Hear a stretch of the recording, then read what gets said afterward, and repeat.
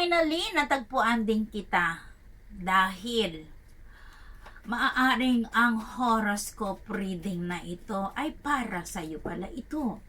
So, makinig ka. Saglit lang ito.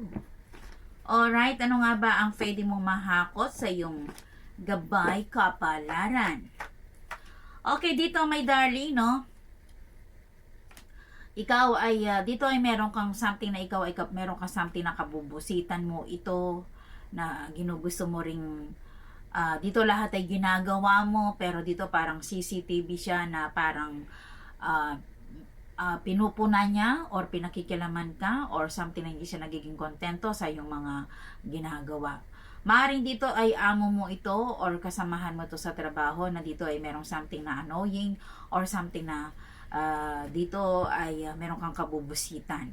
Na dito rin ay ginugusto mo na lang tapusin mo to kasi kailangan mo lang tapusin ito.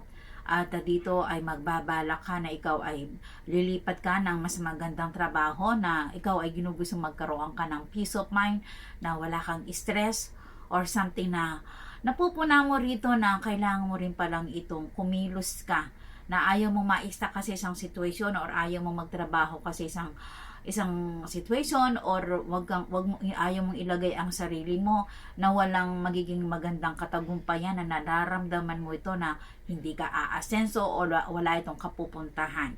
Okay? Kasi dito may darling, na dito rin ay trabaho ka ng trabaho, pero dito naman hindi naman nagkakasya ang mga pinagkakakitaan mo. So, ibig sabihin, may mga distraction ka, na dito ay meron ka ng something na hina-hardworking mo ito dahil wala kang magawa, kailangan mong ipatapos ito, o dahil sa mga goals mong gusto mong makamit na maipatapos mo to, maaring sa pag-aaral ng anak mo ito, or meron ka ng something na binubuong halaga ito, or mga utang ito. Kaya ang sabi naman niya, kung ikaw ay kung tinatanong mo matatapos ba ito, kailan ba ako magkakaroon ng freedom, or makakaalis ba ako dito sa sistemang anong meron na ito, ang sabi naman ng baraha mo, yes.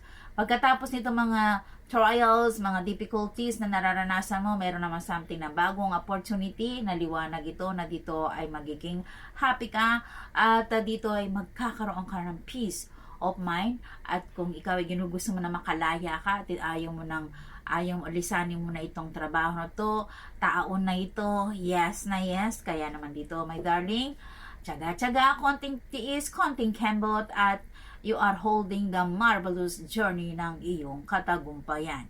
Okay, sa iyo lang muna ang nagbabagang balita ng iyong general reading. Muli sila, di Diyos na ng kagandahan ng nag-uula. Thank you sa panonood. Hanggang sa muli, and goodbye!